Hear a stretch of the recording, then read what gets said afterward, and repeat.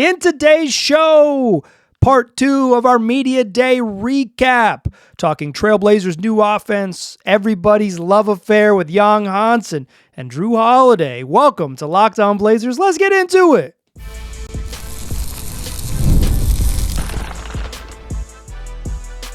You are Locked On Trailblazers, your daily Portland Trailblazers podcast, part of the Locked On Podcast Network. Your team every day. What's up, world? It's your past first point guard and Trailblazers reporter, Mike Richmond. You're listening to another episode of Locked On Blazers, part of the Locked On Podcast Network, available wherever you get podcasts and also on YouTube. Thanks for making this show your first listen, coming at you each and every weekday, Monday through Friday. So make it a part of your daily routine. Make it your first listen.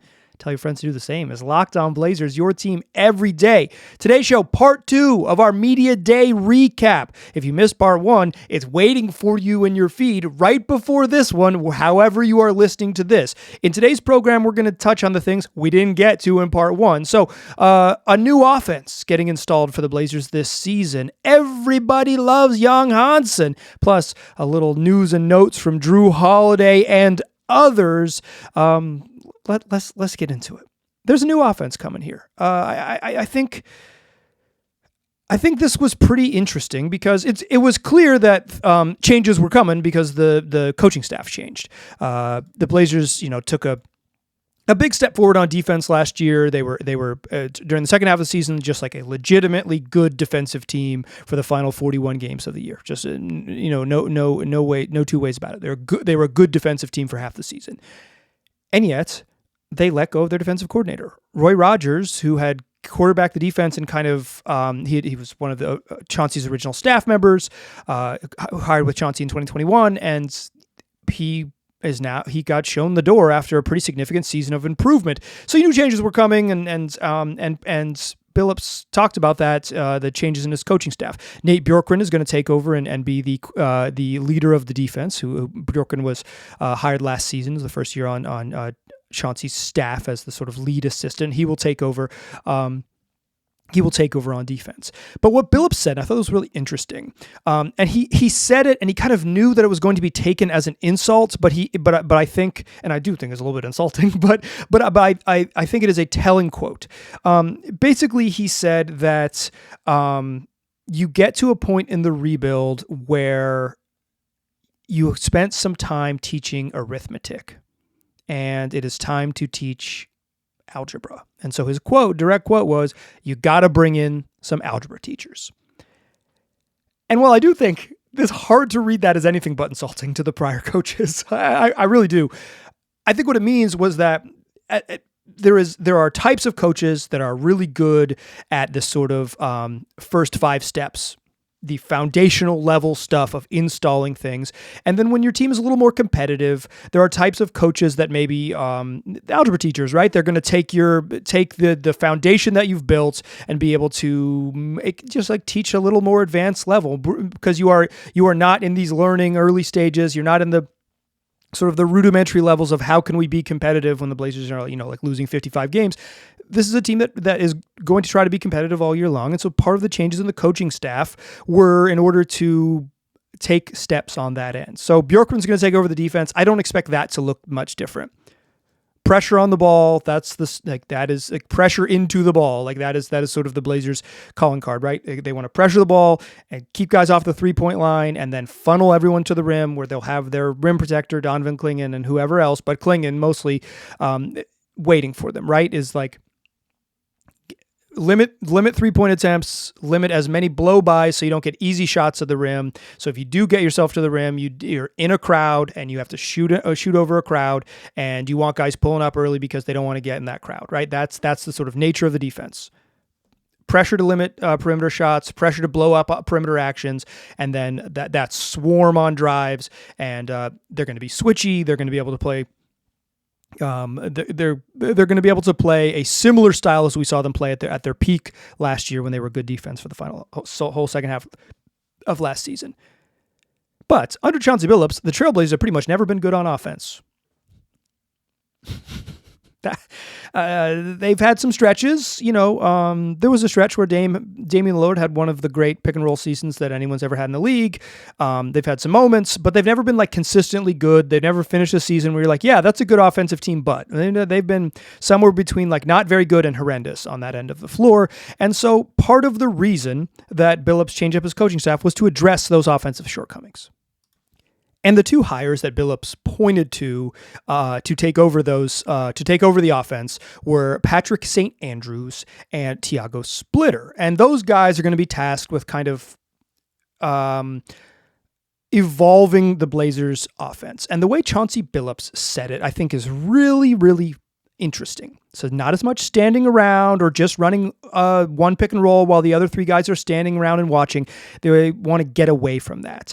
And the idea is because they don't have this like 1A guy. And Billups says, like, we don't have a top 75 guy. We don't have a clear-cut all-star. What we have is like a team that's competitive. And he said when we were at our best, we were scoring in, it was a bunch of different guys doing, scoring every night. It was like the sort of egalitarian, it's not all heliocentric one dude and everything revolves around him. It is, you're going to have your best players and like, that's just the nature of it. But an offense that does have a more balanced attack, or at least is designed to allow for a more balanced attack, is what Billups believes is the right way to play, and also a necessity to play with the roster that he has. I think if Billups had like one of the 5 best players in the world, you would probably think it's the right way to play is to like let them cook, right?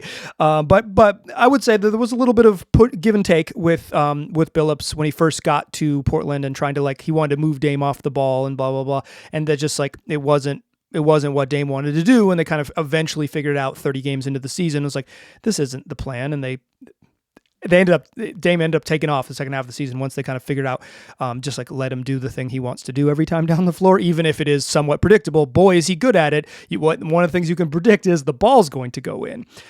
So a lot of after Billups kind of says like, they call Patrick St. Andrews Saint. So if you hear me say Saint on this podcast, I'll clarify sometimes moving forward, but for the rest of the show, they're talking about Saint and Splitter, and like kind of creating this offense. And a lot of guys talked about it, and I thought in some interesting ways and how it could help them. And some of it is like, the idea is more random cuts. And I think we saw this with the Pacers. They kind of, the playing random. It's like you have principles, but it's, you cut through. If the ball goes here, you have, you read and react. You either go corner or you go, or you cut hard to the rim, or you like, a couple different reads. So it's not so rigid and static, but it's more like it is truly the ability to play read and react basketball and be random within a system that lets your sort of your randomness dictate other people's decision making. What do? Okay, your teammates react to you. Everybody stays moving. The idea from talking to players at Media Day is that it avoids guys getting stuck in the corner. Matisse Thybulle said, a lot of offenses is just like guys get stuck in the corner. In NBA offenses, hey, go over here in space, stay out of the way, be ready to shoot it, but like everyone else is going to be more involved. This idea is more passing, more cutting, still certainly going to be a bunch of pick and roll, but less just like more, the idea would be more spacing and more player and ball movements, allowing to the middle to open up. So it's a bunch of drive and kick basketball. Is this going to work? I don't know. Right? I don't know. Because the Blazers are so light on shooting and they're so light on shot creation, like dudes who can like go, break down a defender and get their own bucket in a meaningful way. They're just like, they don't have a lot of those dudes on the roster. But I think this is worth experimenting with, because one of the ways that you can somewhat mitigate lack of shooting is an offense that plays quickly. So not just running. They talked a lot about running in transition and playing fast, and I think that's really important. But I think one of the things that they are going to try to do out of necessity is play quickly in the half court. That isn't just running in transition and getting up the first shot. In fact, Denny Avdia talked about one of the places he needs to improve is just probably slowing down and taking care of the game and like not playing at 100 miles an hour, right? Like letting go of the turbo button. And so some of that is like, because if you play in this random offense that, if the ball's here, it triggers these actions. When it swings here, it triggers these, like those types of option cuts and options based on where the ball goes and where the other players go. It allows you to play quicker in the half court. So that isn't running, but it is getting into stuff quicker, moving quicker, getting into a flow quicker so you don't get across half court, figure out the spacing, call up the screen, rescreen. Okay. The Blazers, in terms of plays finished by pick and roll ball handlers last year, according to NBA.com, were third in the league. They were the third most frequent team in the league for plays finished by pick and roll ball handlers. That is something I will track all season long. Not do they run pick and rolls, because it's a pick and roll league, right? You're going to flow into actions that lead into pick and rolls. But how often do the guys who get the screen finish the screen? Or does that pick and roll come and then you draw the defense, look to the roll man, ball swing, and you end up making plays out of that, right? Some of this is personnel. Less Anthony Simons is probably going to lead to less of those actions, right? Even Scoot Henderson being hurt at the beginning of the year is probably going to lead to less of that type of play. But in theory, Scoot could fit very well into a read, react, quick type of offense. I think this is really interesting. My general belief whether it will work, I think it'll get much clearer once we see it in action, and we'll see how different it truly feels. But I do generally like the idea of it. It seems like the right thing to do for this team. Less vanilla on offense, less basic, more ball movement, more player movement, just in general, more flow to your offense, playing more fluid and playing more random and playing which is more guys you have to worry about in any given set can mitigate some of your lack of shooting, and it might be able to mitigate some of your lack of creation, because the ball will create a little bit of chaos, and you better just like simple pass your way into cleaner looks as long as everybody's moving and the whole thing is whirring. I like the idea. I can't wait to see them put it into action if they actually can. Let's talk Yang Hansen, because let me tell you, everybody loves Yang. Everybody loves Yang. We'll talk about that in the second segment. Join me there. First, though, let's talk FanDuel. The NFL season is here. It's upon us. We are wrapping up week 4, headed into week 5. And right now, FanDuel has an offer that you don't want to miss. If you are an NFL fan, new customers can bet just $5 and get $300 in bonus bets if you win. That's right. Pick a bet. Put down $5. And if it hits, you'll unlock $300 in bonus bets to use across the app. So however you like to wager, parlays tied to player props, followed live actions and bet lines during games, bet money lines early in the week and see if they cash out on Sunday. Whatever it is, you're going to find it on FanDuel. So what are you waiting for? Visit FanDuel.com to download the FanDuel app today and get started. All right. So one of the takeaways from Media Day is that Yang Hansen is an incredibly fun character, and his teammates love that guy. They love him. Now, let's start here.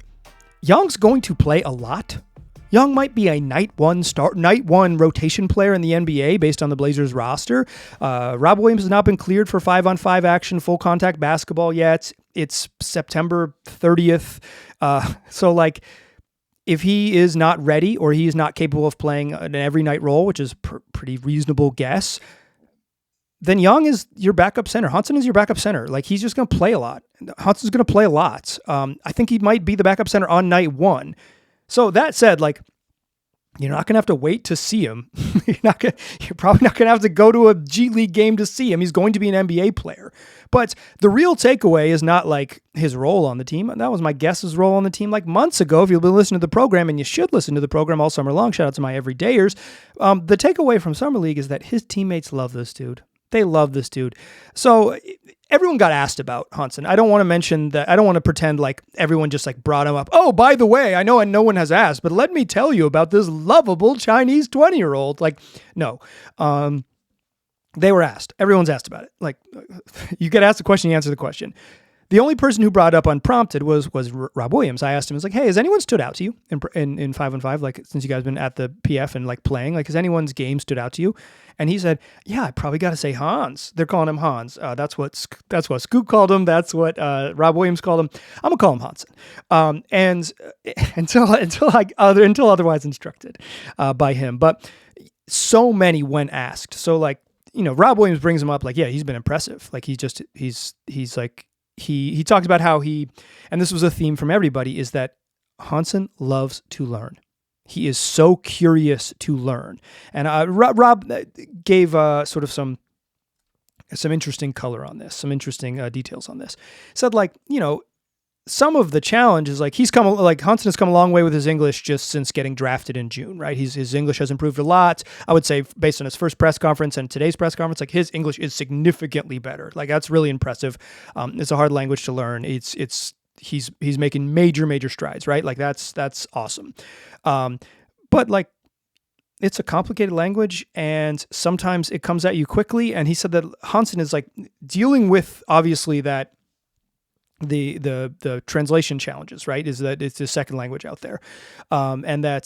But he's also just like, he's so eager to learn that there are times like when, Rob said, we'll be yelling at him for 2 minutes and he'll listen. And it's like not clear that he's understood it, but he'll go out and do his best to execute what they've said. And I said, well, how does that work? Like, do you have to, Chris Liu is Hansen's translator, said, do you have to like talk through Chris? He's like, yes, certainly that's how usually it works, right? Like, coaches will say something to Chris will relay it to Hansen, they'll talk back and forth, or we'll say something to him. But there's times out there when you're just playing and there's not like Chris can't run out on the floor and like get in the middle of a huddle real quick and be like, here's what they're trying to help you. So some of it is, Rob says, we're saying like when you get it, roll and using hand signals and stuff like that. And just like the sort of universal language of basketball coupled with Hansen's just like interest in learning and general basketball IQ has led to him picking up stuff so fast. And that's what everybody's saying. So fast. His basketball IQ and his skill set, at his size, he's really impressive. Again, most people asked about it. They're bringing it up because they're asked, but that was the recurring theme from almost everyone who spoke was just like his feel for the game and his understanding of how the sport works, like his b-ball IQ and just out on the court, his feel. So the difference between those things is like basketball IQ is sometimes knowing where to look, right? You're saying like, if I catch it here and the defense comes here, baseline is where to look because they've helped off the baseline. That's like basketball IQ. Or I know you always, you look middle first on these when you catch it on the wing because that's where the help is. You get that. But feel to me is different. They're the same branch, right? But a different leaf because feel is when you're moving at full speed.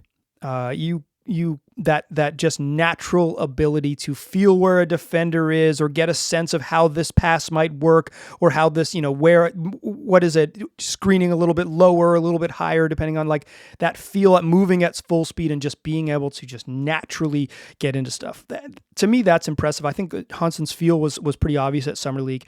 There's some physical stuff that will be a challenge for him. I think early on, just the general physicality of the league and the speed of the game will be a challenge for him. He's 20, right? Like most 20-year-olds are bad in the league, and he might struggle to begin with, right? Like he might be well below average, but feel and IQ have a way of propping up some of your physical limitations in a way that's like, well, he can't do these things, but he knows what he can do, and he leans on those things, and he's like, and he has just a preternatural sort of ability to read defenses, and that is really what a lot of the guys talked about: feel, touch, basketball IQ. And then they also talked about what a fun dude he is.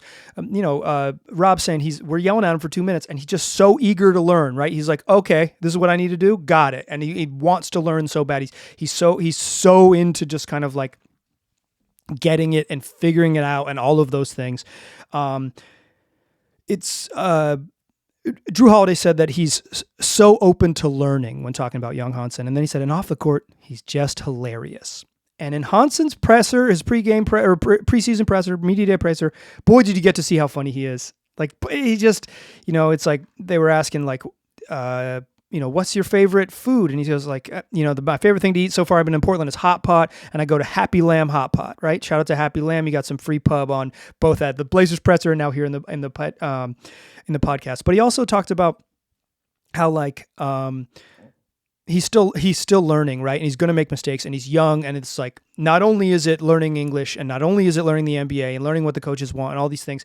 He says it's just like there's every day there's like, I'm going to get stuff wrong, but he had a quote. They said, "You will never slap someone in the face who always gives you a smile." And so that's what Hansen says he's trying to do, is he's trying to like, in some ways, just be that eager young player, the dude who's always smiling, always happy, always bringing positivity, because he is going to make mistakes and he is going to have some challenges right along the way. But he comes in with such a positive attitude, and it is clear abundantly clear that his teammates really love him, and I thought his English and the way the way he sort of approaches it. He said he through his translator Chris said that he's excited. Someone asked him about taking the Blazers on a trip to China for maybe a preseason game next year. He says he would love to be able to do that and take all of his teammates and the coaches and everyone and then play in front of my homies in China. Can't wait to play in front of my homies. There was a point where someone asked him about how does he learn, and he said off mic to his translator that he listens to his OGs. And then the translator said, he just tries to listen to his vets. Well, he said OGs, Chris. He used the phrase OGs. Like Hansen is just a really fun character. I think he's going to play a lot, but boy, do I hope he is successful early in his career. I don't know what successful, like what the ultimate goal is for me to feel like it worked or whatever, but I hope that he is capable of playing at least a little bit pretty much every game of the season, because he's a delight. Dude is just an incredibly fun personality. Easy guy to root for. Just like Tumani called him like he's a fun kid, and he goes, excuse me, young man. He's like, he's young, right? He's 20 years old. Just turned 20 in June. Like he's making this big change in level of competition, in cultural change. Like it is. He was so fun. And he says, he said in his press conference, he said, I think my English is better every day, but still sometimes it's Chinglish, because he's learning, right? He's going to have to speak in Chinese and a little bit of English and a little bit of like, I'll do my best to kind of put it together. It's that willingness to learn and that sort of, bubbly, fun personality. Like he is such an easy player to root for. And when his presser finished, and another one of my media colleagues turned around and said, he's pretty fun, isn't he? Yeah, he is pretty fun. I would have to agree. He's a delight. I'm rooting for him if for nothing else, because he is just a fun dude. And also he has a really intriguing skill set. And perhaps with a Blazers offense that is more passing heavy and more wide open and more cutting, perhaps Hansen fits in perfectly to that plan. That might be a little far for me to say perfect fit, but I am intrigued by both the changes to the offense and Hansen's natural skill sets and the necessity probably for him having to play early in the season. And maybe it's a marriage that works out and allows him to be a big part of the plan moving forward. Okay, odds and ends, including Jrue Holiday's jersey number. Join me in that third segment, won't you? First, though, let's talk Monarch Money. You know that most people can't even name all of their investment accounts, like much less know what's in them. So whether you're talking 401ks or properties or investments, if you don't have the full picture, you can end up leaving money on the table. That's why there's Monarch Money. It's an all-purpose financial tool that brings your entire financial life together in one clean, easy-to-use interface on your laptop or on your phone.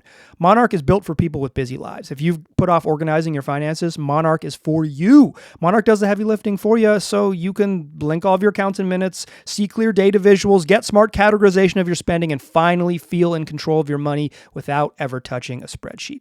Don't let financial opportunities slip through the cracks. Use the code LOCKEDONNBA at monarchmoney.com in your browser for half off your first year. That's 50% off your first year at monarchmoney.com with the code LOCKEDONNBA. Still a pass versus point guard. Still Mike Richmond. You're still listening to Locked On Blazers. Still rolling through part 2 of our Media Day extravaganza. If you missed any of part 1, it is in your feed right before this one. Go visit wherever you're listening to this and check out part 1 if you missed it. Here's some odds and ends to close the show. Donovan Clingan, he's going to be your starting center on night 1. He says that he feels like his conditioning took a massive jump this summer. He lost a little bit of weight. He feels like he could play upwards of 30 minutes a night, and he knows that last year there were times when they'd be running around and he was just dragging by the time they got through stuff. And now he feels like he can keep going and keep pushing. And he says, like he worked on his 3-point shooting and he worked on his rolling to the rim quicker and finishing around the rim more efficiently. But all of that is tied to being in better shape. And he says he's in better shape. I'll say he looks slimmer. He's listed at the same weight as he was a year ago. Listed about 280. He might have been, 290, 300 pounds. Like he's just a huge dude. But Clingan's going to need to be in great shape because they're going to need him to play a ton of minutes. that is good news. Other odds and ends from the show. When mentioning the players that could potentially fill in as ball handlers on the roster, Joe Cronin first mentioned the sort of primary guys, primary ball handler types: Jrue Holiday, Caleb Love, Blake Wesley. I don't think Blake Wesley or Caleb Love are going to get into the mix at all early on. And then he mentioned that like Denny can handle the ball and Sharp can handle the ball. And then he mentioned another one. He said Tumani Kamara's handle has improved such that they're more comfortable with him handling the ball. That would be a big deal. Tumani mentioned in his presser that he spent most of his high school and college career playing center. And so like so much of his development was kind of just like, oh, I'm a wing. Like I'm a perimeter player now. What does that look like? And you can see Tumani's center skill set. Every time he slips on a screen when he rolls, he's so natural on those slips. He's really good at slipping screens. And maybe the Blazers, again, this egalitarian motion heavy offense, will get more of Tumani slipping screens, more of Tumani as a screener. Tu said like, but Tu didn't mention his handle when he talked about things. He talked about getting as a better passer, better finisher, better decision maker, and working on his shooting a bunch more. But I do think if Tumani's handle is good enough that they're comfortable with him, like not like being a point guard, but just like dribbling into stuff, it adds to versatility. That'd be curious. The other thing is Tumani cut his hair. Cut it down so he could let it grow on the sides. And he said that it was a nice change for year 3. So he could lock in and not really worry about getting a haircut for 4 months.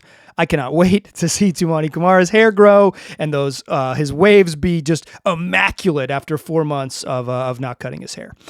I would say the only last bit of like newsy, interesting little tidbit.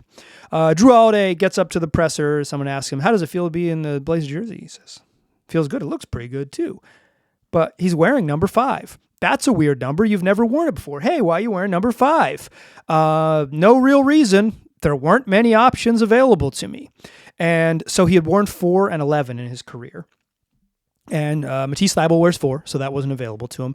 And I believe it was Kevin Pelton of ESPN asked Jrue, like, hey, do you... was 11 not available to you? Eagle Eye from KP. Shout out to Pelton. And he said, no, it was not. It was not made available to me. And that immediately got the chatter going in the back of the media room. I'm sitting next to, I got my computer out. I'm sitting next to some of my colleagues and I'm like, time to see why. The only player of note that has worn 11 in Blazers history is Arvydas Sabonis. Or Bryce McGowan's a season ago, or Josh Hart not too long ago, or Enes Kanter not too long ago, or Myers Leonard not too long ago. Like, it's been a relatively... Malcolm Brogdon wore 11. It's been a very common number over the last few years, certainly since the early 2000s, 20 years ago when Sabonis retired. I won't say that this means anything. And when I sent a text message to someone who would know this type of thing, said, is this to mean that the team is retiring Sabonis' number? Their response was, LOL. I think the real truth is that the Blazers are like considering what is next in the retirement world, because from what I understand, you can't wear 12 for LaMarcus Aldridge. 7 is not available, and now 11 is not available. I think what the real truth is that the Blazers are reconciling with not having retired a jersey number since the early 90s, and previously retiring almost everyone's jersey who played on the 77 championship team.